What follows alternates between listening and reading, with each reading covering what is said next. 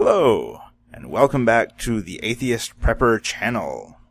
This is my first video of substance on this channel. Thank you for watching. For this video, I wanted to talk about something that I have seen quite a lot of on prepper media over the years.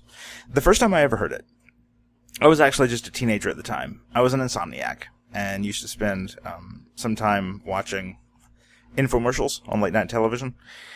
And one that I saw was for one of these companies that sells gold bars and coins and silver and whatnot. And during this program, this infomercial, the voiceover guy explained that paper currency, fiat currency, had no intrinsic value, as opposed to gold, which had intrinsic value. Which, I've heard this same thing repeated numerous times in videos, message boards, whatever.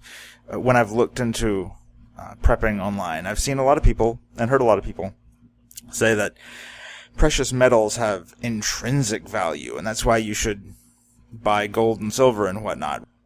The problem is, precious metals actually have no intrinsic value at all. Now, from a financial standpoint, from an economic standpoint, nothing really has intrinsic value. Things only have economic value if someone is willing to trade something for them. Now, some things are more likely to maintain some sort of economic value through varied circumstances. But if you have something, no matter how valuable it is to you, no matter how useful it is, if nobody is willing to trade you for it, then it has no economic value, and therefore nothing has true intrinsic economic value. Some things, though, have a different kind of intrinsic value, an intrinsic usefulness to you. For instance, a can of beans has intrinsic usefulness. You can eat it. A knife has intrinsic usefulness. You can cut through something with it. And it's the intrinsic usefulness of these items that gives them what we could perceive as an intrinsic value.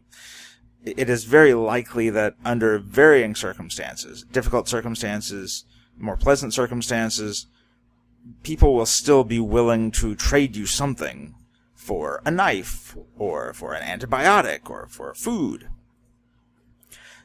Gold, however, and silver, platinum, other precious metals, do not have any intrinsic usefulness, and therefore they especially don't have any intrinsic value.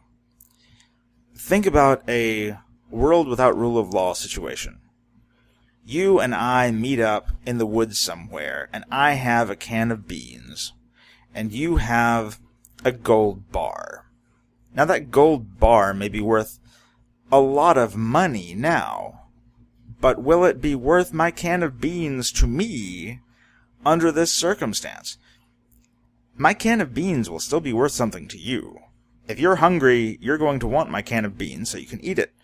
If we trade, and you give me your gold bar, that only has use to me. It only has value to me if someone else is willing to trade something I can actually use for that gold bar. So in that way, gold, silver, whatever, is just like fiat currency in that it only has value if someone is willing to trade you for it. Now, even in modern times, when the dollar still does, I mean, it's been devalued, but it still does have value. We still use dollars. We think of things from an economic standpoint in their value in dollars. For me, I am a graphic artist. I paint and do web design, etc. If you want me to do a painting for you, and you say, I will give you $500 to do this painting. Well, I know essentially things I can do with $500. I know how much of my month's rent $500 will pay. I know roughly how many tanks of gas I can buy on $500, and roughly how far that will get me. There are, of course, variations and fluctuations over time, but I have a rough estimate. If you told me you do this painting for me, and I will give you this silver bar. I don't know what that silver bar is worth. In fact, it's only worth something to me based on what someone will trade money for, what someone will give me dollars for.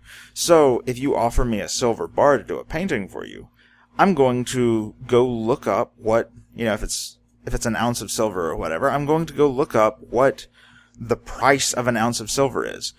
Because I'm not going to be able to go pay my rent with a silver bar. I'm not going to be able to buy groceries with a silver bar. I'm going to have to trade that in for dollars. And once I know how many dollars, approximately, I can get for this silver bar, then I know what that's worth, and I can judge, essentially, what I can do with it. So assuming, as some do, that there is a financial collapse, a dollar collapse, the dollar stops being worth anything, which actually I'll probably go into later. I kind of doubt this is the case. But if that happens, if there is a collapse of the dollar and it is no longer worth anything and no one will accept it as currency, we're not going to have anything by which to gauge the value of precious metals. If you want to trade precious metals for something, the person taking that is going to have to essentially just guess at whether someone else who has something they want will be willing to trade what they want for this hunk of metal. And if they won't, then that person has essentially a worthless rectangle of metal to carry around in their pocket. It has no intrinsic value. Now, if a dollar collapse were to happen, while there was still productive viability in the economic system, we're still able to do things, we still have goods and services to provide, but we don't have a reliable currency to be able to deal in these goods and services. Presumably, we as a society would wind up at least attempting to work out some new currency, some new way of saying, I will give you this thing in exchange for what you can do or give to me, and you can be assured that someone else will accept this thing. I don't know that that will be gold and silver, or platinum, or any other precious metal. For one thing, most people don't really have any. People will have sometimes gold jewelry, but most people don't have gold coins and gold bars and silver bars and whatnot just sitting around the house. So I don't know that will be how it works out. And it may wind up that if the dollar fails, the entire economic system will wind up being a failed system because we won't have any standard currency to exchange. I don't know how that will work out. And, maybe I'm missing something in the point of preppers investing in precious metals. But from my standpoint, it actually seems to be one of the strategies most often practiced by preppers that may not turn out to be worth anything. Anyway, if you disagree with me, if I am missing something or you think I'm missing something, please leave a comment or make a video or whatever explaining to me why I'm wrong about the value of gold and silver. If you agree, leave a comment saying that. I hope if you haven't already, you'll subscribe and come back and watch other videos and like and share and all that good stuff. Thanks for coming by. Until then.